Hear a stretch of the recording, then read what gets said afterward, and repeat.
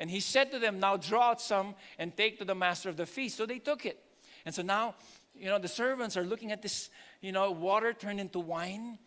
And then now they're going to bring it to the master of the feast. Verse 9 says, when the master of the feast tasted the water, now become wine, and did not know where it came from, the master of the feast called the bridegroom, though the servants who had the water knew. So again, like what I said, nobody else knew. It was just the servants, Jesus, and the disciples, and Mary. Everybody else, the bride, the groom didn't know. The master of the feast didn't know. The parents of the bride didn't know. The parents of the groom didn't know. The community, the entourage, the videographer, the photographer didn't know. Okay, none of these guys knew what was going on. And yet this miracle just happened. Now, I want to say this. Sometimes we possibly go through life, all right? And we actually don't realize we're stepping into a miracle. It's very possible that you go through life, not realize, and we're oblivious of what God has just done.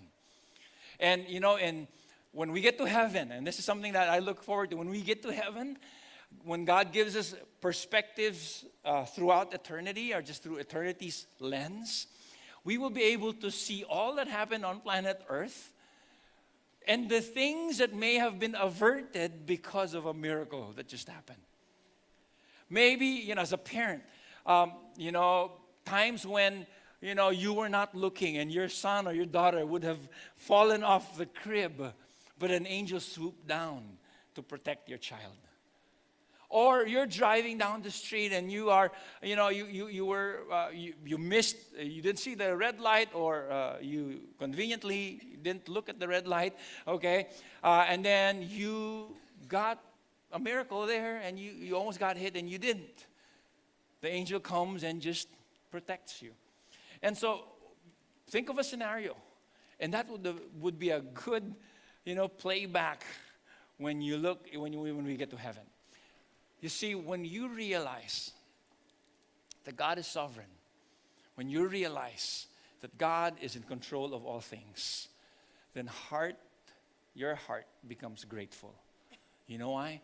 Because you realize you step into situations every day that maybe I just averted a disaster, but God made a miracle on my behalf. I didn't even see it. I didn't even know. I wouldn't have any idea there was just a miracle, because it was averted.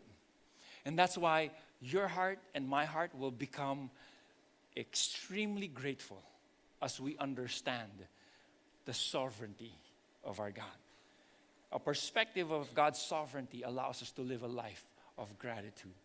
And that's why a person who has full trust in the Lord will walk through life trusting that God is in control. That's why we're called to walk by faith, not by sight.